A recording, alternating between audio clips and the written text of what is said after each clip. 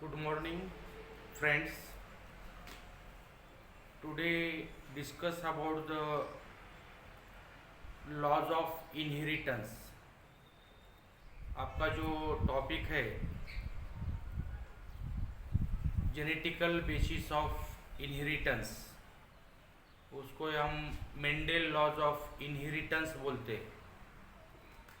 या टॉपिकमध्ये सुरुवातीला जे काही पॉईंट्स होते त्यामध्ये introduction, then what is mean by the genetics, heredity, variation, what is the phenomenon of like begets like. उसके बाद few genetical terms, then 7 pairs of contrasting character, why Mendel select the pea plant for his experiment, that is the hybridization. उसके बाद monohybrid cross, dihybrid cross, ये सभी point इसमें first session में है. उसके बाद का जो नेक्स्ट इम्पोर्टेंट पॉइंट है वो है लॉज ऑफ इनहेरिटेंस. यानी जॉर्ज ग्रेगर मेंडेल, इन्होंने कुछ लॉज पुट फोर्थ किए हैं और वो जो लॉज है वो लॉज में 3 प्रकार के लॉज आते हैं. पहला लॉ है law of dominance, second law आहे law of segregation and third law आहे लॉ ऑफ इंडिपेंडंट असॉर्टमेंट.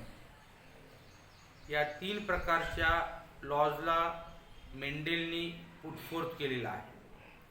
1/3 कंडिशनमध्ये जे काही मेंडेलनं हायब्रिडायझेशन एक्सपेरिमेंट पॉस्ट्युलेट केलेलं आहे, त्यांचं जे काही मेंडेलिझम आहे, वर्क ऑफ मेंडेल आहे, त्यांनी त्या लॉजमध्ये पुटफोर्थ केलेला आहे.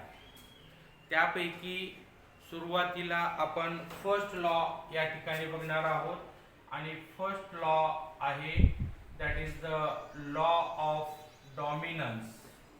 Law of dominance, law of dominance. ये जो पहली हेडिंग है इसमें इनहेरिटेंस का मतलब आप लोगों को मालूम है. इनहेरिटेंस यानी हेरिडिटी. हेरिडिटी का मतलब है transmission of characters from one generation to another generation, that is simply called as the heredity or inheritance. त्यालाच आपण हेरिडिटी अथवा इनहेरिटन्स असं म्हणतो.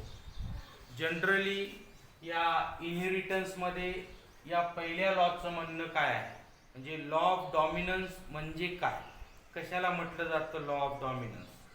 तर ह्या लॉ ऑफ डॉमिनन्समध्ये आपण याच्या अगोदर मोनोहायब्रिड आणि डायहायब्रिड क्रॉस बघितलेला आहे. मोनोहायब्रिड आणि डायहायब्रिड क्रॉसमध्ये जे फिनोटिपिक आणि जिनोटिपिक रेशोज जे पुटफोर्थ केलेले आहेत, त्यांचे जे काही इंडिव्हिज्युअल्स त्या ठिकाणी आपल्याला आढळून येतात, त्या इंडिव्हिज्युअल्समध्ये त्यांचे जे कॅरेक्टर्स आहेत ते पर्टिक्युलर जीन्सच्या फॅक्टर्सच्या माध्यमातून आपण स्टडी केलेले आहेत. त्यामध्ये काही कॅरेक्टर हे स्वतः F1 आणि F2 जनरेशनमध्ये एक्सप्रेस होतात आणि काही कॅरेक्टर अथवा काही जीन्स फॅक्टर्स हे F1 अथवा F2 जनरेशनमध्ये एक्सप्रेस होत नाहीत. त्या बेसिसवर जे कॅरेक्टर एक्सप्रेस होतात that characters are called as the dominant character, while those character do not expresses in hybrids, that is simply known as recessive character. त्यालाच आपण recessive character असं म्हणतो. मग या ठिकाणी लॉ ऑफ डॉमिनन्स पहिलं जे स्टेटमेंट आहे, त्यानंतर त्याचं एक्झाम्पल आहे, त्यानंतर F1 जनरेशन कॅल्क्युलेट करायचं, त्यानंतर F2 जनरेशन कॅल्क्युलेट करायचं आणि ज्या काही नंबर ऑफ पॉसिबिलिटीज आहेत इंडिव्हिज्युअलच्या ते आपल्याला कॅल्क्युलेट करायचे. So try to understand step by step each and every that is the sub points in case of the law of dominance. So first of all, concentrate on the statement. I just call you about the statement. The first law of inheritance, that is the law of dominance, stated as when two homozygous individual with one or many sets of contrasting character cross with each other to produce F1 hybrid.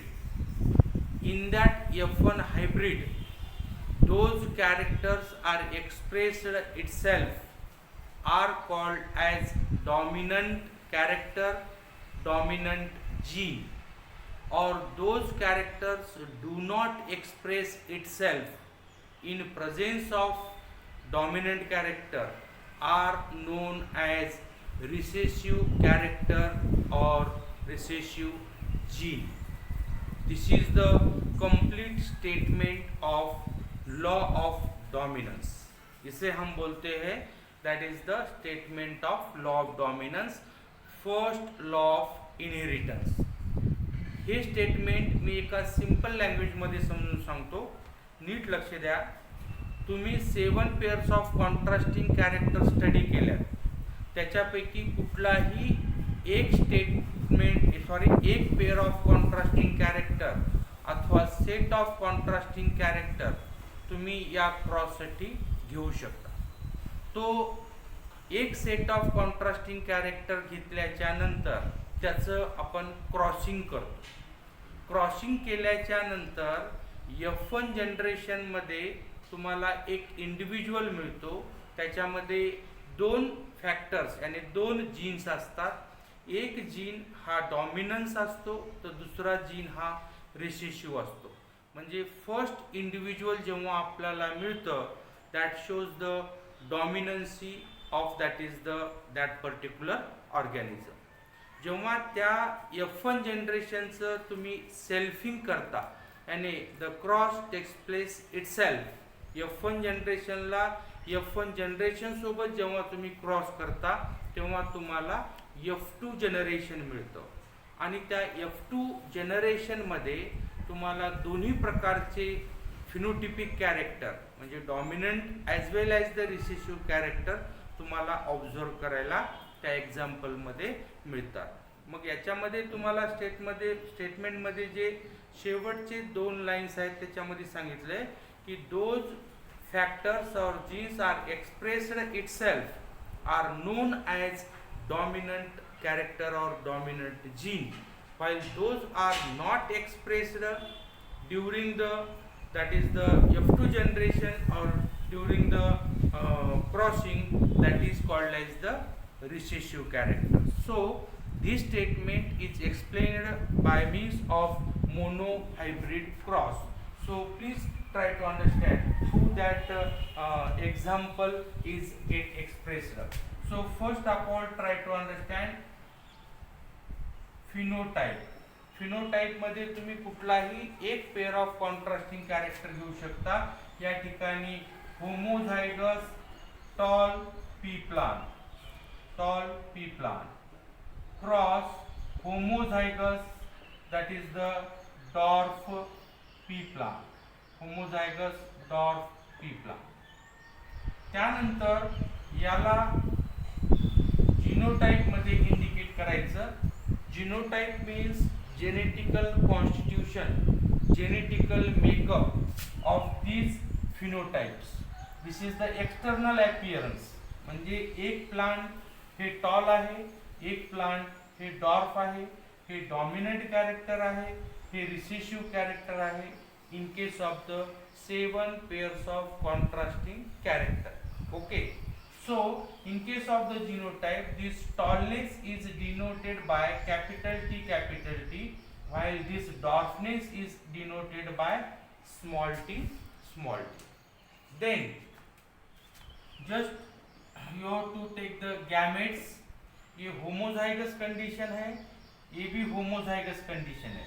अगर homozygous condition है तो इसका एक gamete आता है, और ये भी होमोजाइगस कंडीशन है तो इसका एक गैमेट यहाँ पे आता है। उसके बाद गैमेट के बाद आता है F1 जनरेशन। F1 जनरेशन का मतलब है हाइब्रिड, है ना, फर्स्ट फिलियल जनरेशन। ये दोनों का हमें यहाँ पे क्रॉस करना पड़ता है, और क्रॉस करने के बाद कैपिटल टी और ये स्मॉल टी। इस कंडीशन को हम क्या बोलते हैं phenotypically, that is the hybrid. यह हाइब्रिड है क्योंकि यहाँ पे एक डोमिनेंट कैरेक्टर है और एक रिसेसिव कैरेक्टर है। ये डोमिनेंट जीन है, ये रिसेसिव जीन है, दोनों का combination hybrid, that is the tall P plant, hybrid toll P plant. Okay, next इसके बाद हमें F1 जनरेशन में सेल्फिंग करना होता है। Selfing occurs in F1 generation, F1 generation, right. इसका सेल्फिंग करने के बाद यहाँ पे क्या आता है, तो यहाँ पे फिर से फिनोटाइप आता है, यानी फिनोटाइप 2। सेल्फिंग का मतलब क्या है? सेल्फिंग का मतलब है ये जो यहाँ पे एक इंडिविजुअल है F1 जनरेशन का, इसका क्रॉस इसके साथ ही करते हैं, तो यहाँ पे जो फिनोटाइप लिखेंगे हम वो है hybrid, that is the tall P plant, hybrid toll P plant. इसके बाद इसका क्रॉसिंग जो है वो मिलता है हाइब्रिड टॉल पी प्लांट। ये हो गया इसका फिनोटाइप।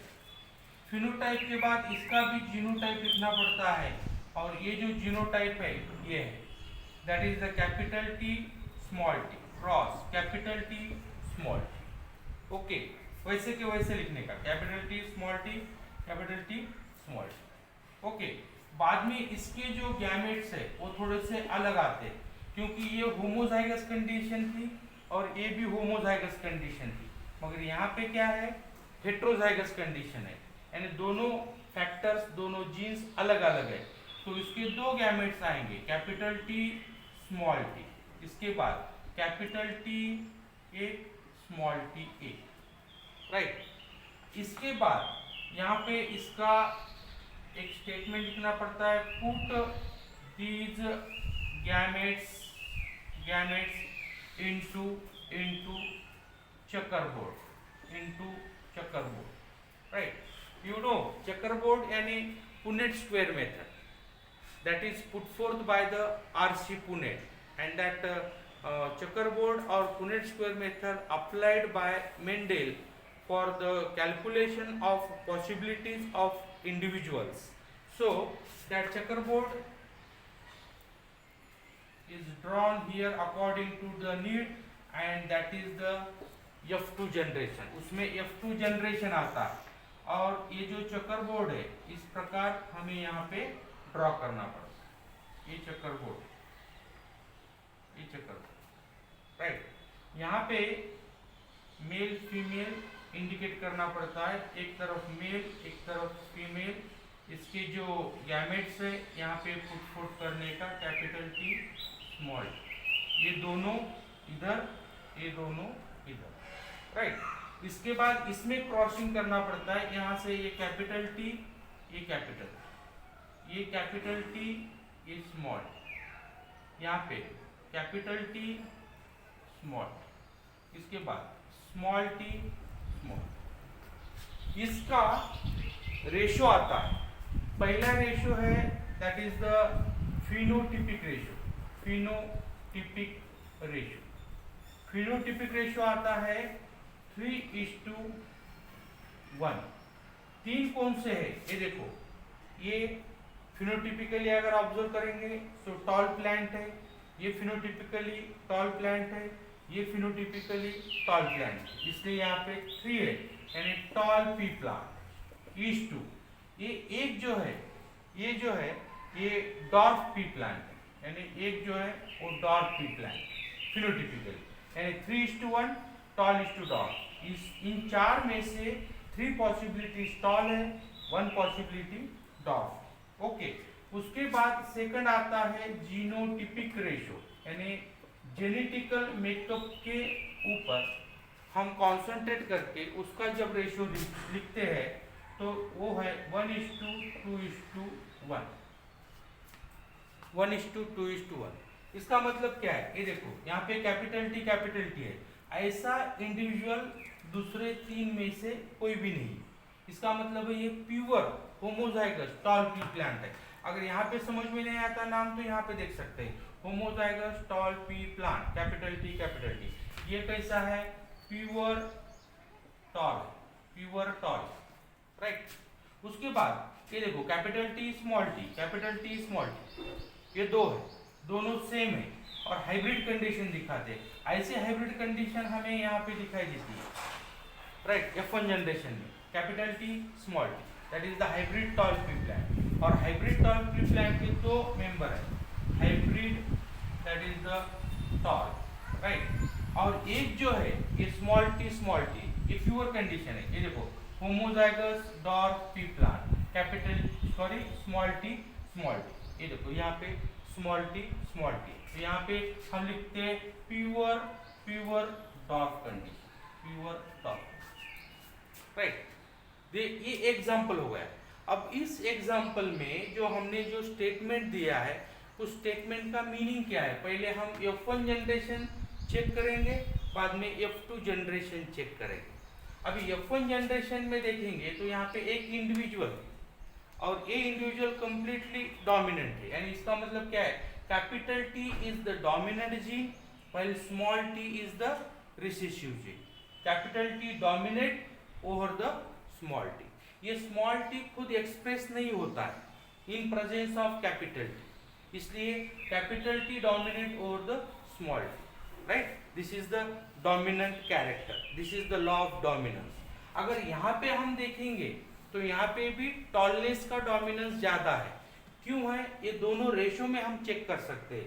यहाँ पे देखेंगे तो 3 टॉल है और 1 डॉर्फ है। यहाँ पे दोनों का एक्सप्रेशन होता है, tallness as well as the dwarfness, यानी dominant character as well as the recessive character. मगर यहाँ पे भी सबसे ज्यादा कौन है, टॉलनेस है। ये प्योर टॉल है, कैपिटल टी क्या है, प्योर टॉल है। ये देखो प्योर टॉल। बाद में टॉल है मगर वो हाइब्रिड है तो टॉल है। इसमें टॉल हाइब्रिड के 2 मेंबर्स है, that is the capital T small T. Here यहाँ पे तो दोनों कैपिटल है, होमोजाइगस कंडीशन है तो डोमिनेंस क्लियर है। यहाँ पे देखेंगे तो capital T dominates over the small T, here capital T dominates over the small T. यहाँ पे भी डोमिनेंसी ज्यादा है, मगर यहाँ पे सिर्फ एक मेंबर ऐसा है जो रिसेसिव कैरेक्टर इंडिकेट करता है और उसका इंडिविजुअल ओनली 1। तो यहाँ पे भी 3 टॉल है, 1 डॉर्फ है, यहाँ पे भी डोमिनेंसी क्लियर होती है। तो इसका मतलब क्या है कि when these homozygous 2 individuals with one set or many set cross with each other to produce the F1 generation. In that F1 generation, those characters are get expressed are called as the dominant character, where capital T is the dominant character or dominant gene, while those are not expresses in presence of dominant character are called as the recessive character. This is the statement of law of dominance. ये law of dominance का statement है और उसी statement के हिसाब से जो Mendel ने लॉज ऑफ इनहेरिटेंस में जो डोमिनेंसी कैरेक्टर जो एक्सप्रेस होता है F1 generation as well as the F2 generation में, तो यहाँ पे ऐसा एक्सप्लेन किया है, इसको बोलते हैं the first law of inheritance, that is the law of dominance put fourth by the Mendel. Okay, in next lecture we have to discuss about the second law of segregation. Thank you.